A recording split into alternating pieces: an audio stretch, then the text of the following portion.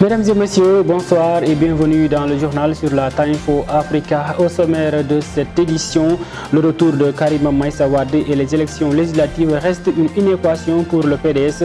En conférence de presse hier, Doudou Wade et ses amis avertissent le président de la République Macky Sall.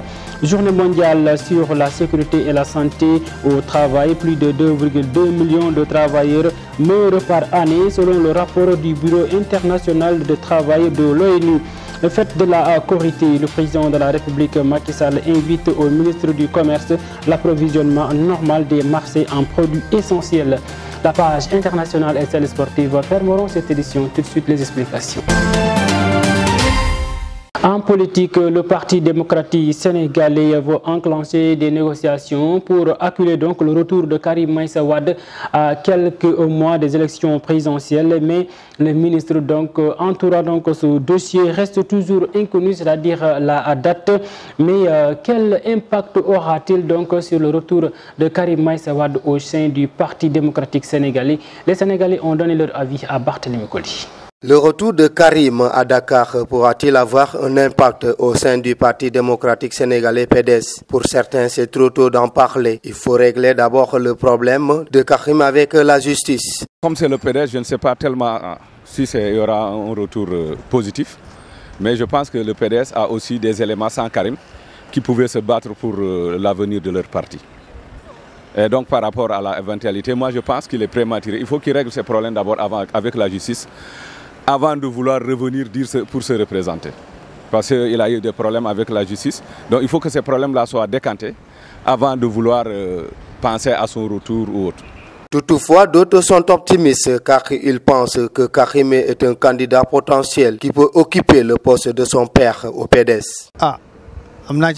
J'ai confiance et j'ai toujours voté pour le PDS. Je n'ai jamais voté quelqu'un d'autre. Donc je pense que si Karim Wade revient au Sénégal, il va faire comme son père. En plus, il y a les gens qui le réclament et qui l'aiment. Alors je pense que le retour de Karim pourra aider le PDS et je pense que le PDS pourra retrouver ou occuper sa place habituelle comme avant. Ainsi, certains sont inquiets que le retour de Karim au sein du parti soit source de division comme avant. Mais je pense que quand il était là, c'est à ce moment où il y avait plus de dissension au niveau du PDS. Parce qu'il y avait beaucoup de PDS, des gens du PDS qui ne le digéraient pas quand il était là, quand il était aux affaires. Il occupait beaucoup de postes ministériels et son parti, beaucoup de membres de son parti n'étaient pas d'accord. Et même ça a commencé à provoquer des départs. Sera-t-il candidat ou non? La première question qui doit être répondue, c'est l'éligibilité de Karim Wade. Le fils du pape du Sopi est en train de passer à candidat impossible. Élection législative toujours, nous restons donc dans ce parti PDS qui donc veut tout faire pour avoir beaucoup de députés à l'Assemblée nationale à l'issue donc des élections législatives. En tout cas, Lamine Ba et Doudou Wade faisaient face à la presse hier. Je vous propose de les écouter. 12 ans d'acharnement n'ont pas suffi à Macky Sall. Mais je puis vous dire qu'aujourd'hui, vous qui êtes là, la presse, sachez que le PDS est debout, encore debout, et continuera à marcher sur la ligne que son secrétaire général national, Maître Abdoulaye Wade, a tracée pour sortir le pays des lorgnières, mais également placer le Sénégal au sommet du concert des nations. C'est notre ambition. Et c'est la raison pour laquelle j'invite les cadres. Il est temps que nous tous, nous nous mobilisions, que nous descendions sur le terrain au plus profond et lointain du Sénégal pour parler aux Sénégalais, pour aider les populations à se soulager, à tout simplement matérialiser leur désir de se séparer de Macky Sall qui cherche par tous les moyens à se maintenir au pouvoir. Après avoir félicité tous les membres du directoire, monsieur le directeur de campagne, à mon nom propre, au nom de tous les cadres, nous vous réaffirmons notre disponibilité à vous accompagner, vous et toute l'équipe du directoire pour qu'ensemble nous puissions relever les défis et soulager les Sénégalais. Détournement de fonds annoncé donc à la mairie de Dakar et c'est Ben Bokoyakar qui accuse Barthélémy Diaz qui prépare les élections législatives à la Tcham pour plus d'éclaircissements.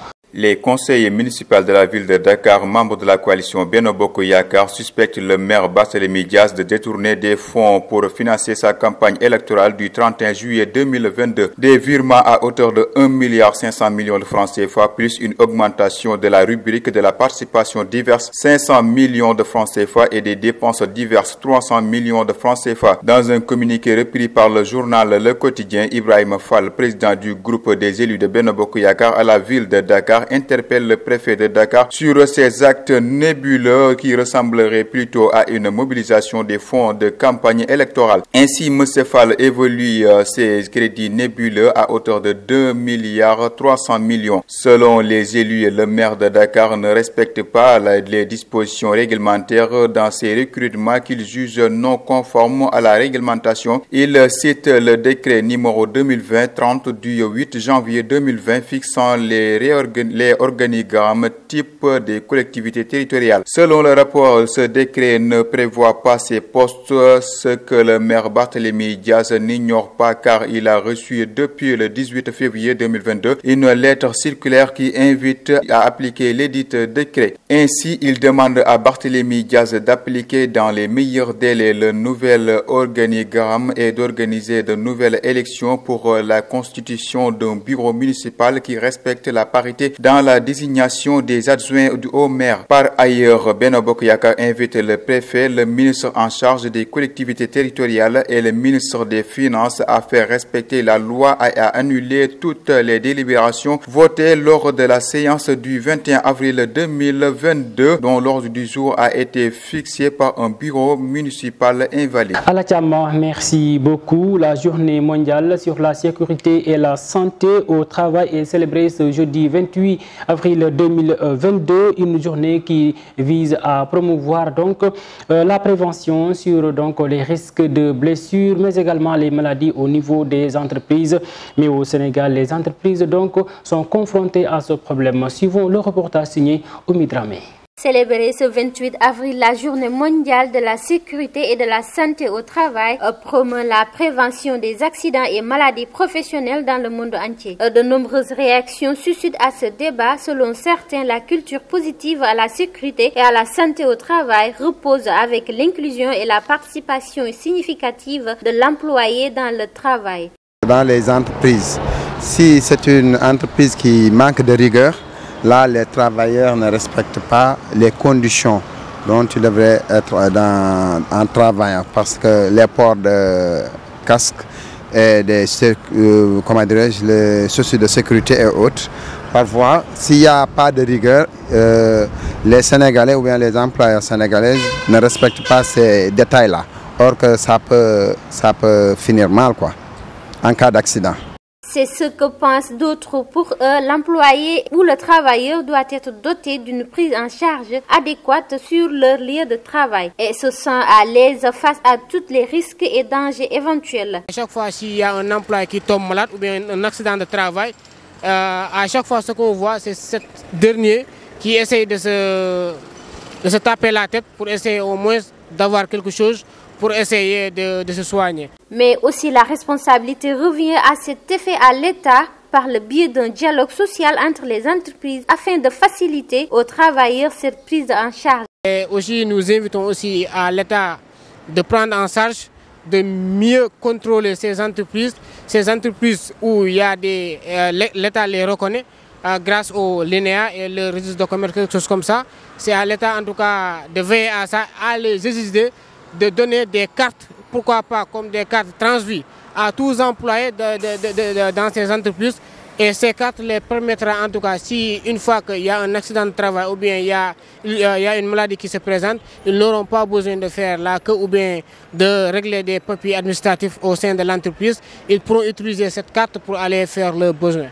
Cette journée offre donc l'occasion d'attirer l'attention de l'opinion sur les questions de sécurité et de santé professionnelle. L'Organisation mondiale du travail et les représentants patronaux doivent reconnaître ces responsabilités afin de promouvoir une sécurité préventive et de santé. Le thème de cette année, c'est agir pour instaurer une culture positive de sécurité et de santé. Merci beaucoup, Oumi Dramé. Restons toujours dans ce chapitre. Plus de 2,2 millions de travailleurs meurent dans les entreprises, selon donc le rapport publié par le Bureau international de travail de l'ONU. Ousmane Niang a lu ce communiqué. Le monde du travail, en collaboration avec l'Organisation internationale du travail, célèbre partout dans le monde cette journée avec l'objectif commun de promouvoir la culture de la sécurité.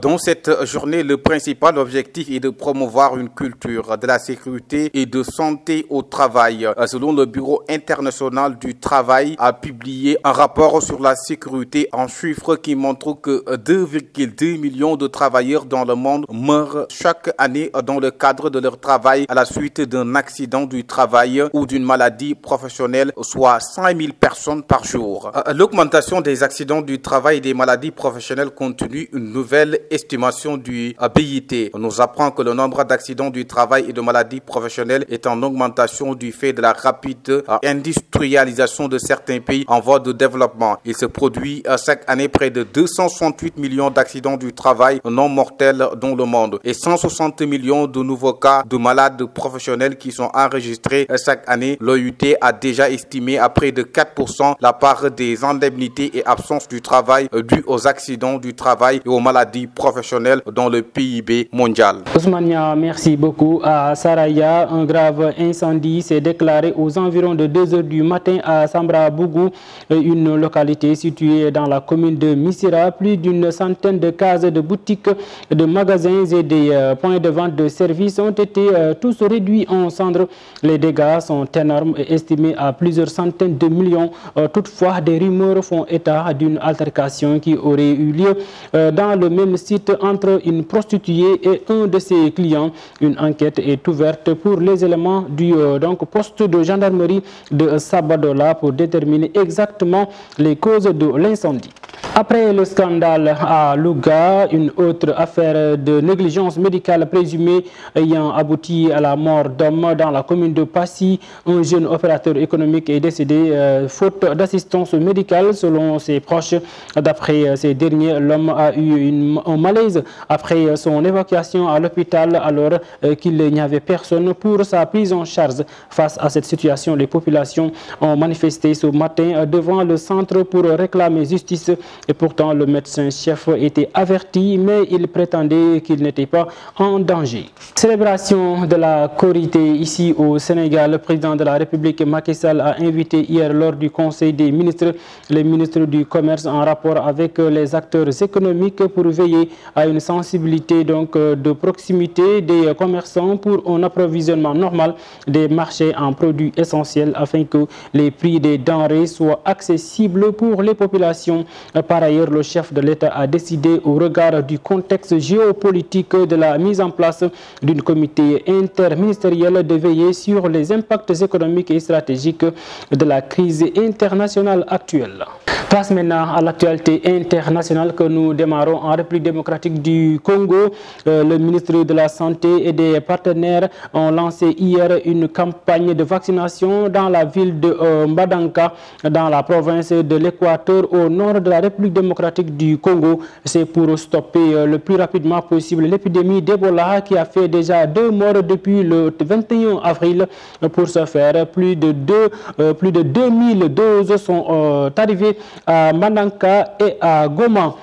En Chine, après Shanghai, c'est Pékin, la capitale chinoise, qui est en état d'alerte face aux vagues Omicron. Depuis le début de la semaine, les 22 millions de Pékinois doivent se soumettre à des tests de dépistage Covid massif.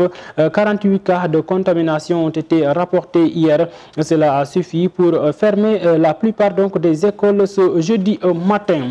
À quelques jours de la célébration célébration de l'Aïd al-Fitr, l'Indonésie a mis fin ce jeudi aux exportations d'huile de palme pour protéger contre donc son marché intérieur et apaiser donc la colère de la population face aux étagères vides et aux prix qui donc s'envolent. Une décision qui pourrait provoquer à son tour des problèmes envers donc les pays importateurs sur le marché financier. Les cours de cette denrée présentent sous diverses formes dans la moitié des produits de supermarché. La page sport avec le ministre des Sports Matar Ba qui a remis le drapeau donc aux Lions malentendants qui donc vont participer à la prochaine Coupe du Monde Brésil 2022, mais également le tirage au sort de la 32e de finale de la Coupe du Sénégal a été effectué ce matin. Suivons cet élément pour plus de détails. Le ministre des Sports Matar Ba a procédé à la remise du drapeau à l'équipe nationale des sourds-muets et malentendants en partance pour la Coupe du Monde Brésil 2022. La cérémonie a eu lieu ce matin au ministère des Sports 6 à la zone B. Cette victoire s'apparente à bien des égards comme le top du départ de haut niveau du sport sénégalais dans sa conquête de l'Afrique et du monde. Elle a aussi qualifié notre équipe nationale à cette rencontre mondiale de la Coupe du Monde, des jours prévus du 1er au 15 mai 2022. À Caxias au Brésil. Vous représenterez le continent africain avec les équipes nationales des malentendants de nos voisins comme le Mali, du Kenya et l'Égypte. Et dans ce cadre, il me revient au nom. Pour rappel, la Coupe du Monde aura lieu au Brésil du 1er au 15 mai 2022. Vainqueur de la première édition du championnat d'Afrique de football des sourds-muets le 25 septembre dernier à Nairobi, les Lions du Sénégal qui sont dans le groupe B en compagnie de la Grèce, du Mexique, de l'Ouzbékistan et de la Pologne. La Fédération sénégalaise de football a procédé ce matin au tirage au sort des 32e de finale de la Coupe du Sénégal. Pour cette année, plusieurs innovations sont apportées pour encore marquer cette compétition qui regroupe toutes les divisions du championnat local. Au total, 64 équipes vont prendre part à la compétition. 14 clubs de Ligue 1, 14 clubs de Ligue 2, 4 clubs de la Nationale 1, les deux premiers des deux poules formeront le pot 1. Les 20 autres clubs de la Nationale 1 et les 12 clubs de la Nationale 2 en division régionale qualifiés du tour préliminaire seront dans le pot 1. À l'issue du tirage, voici donc quelques affiches. Génération Foot de la Ligue 1 fera face à Olympique d'Angora. Etixi de Mboro jouera contre AS Douane.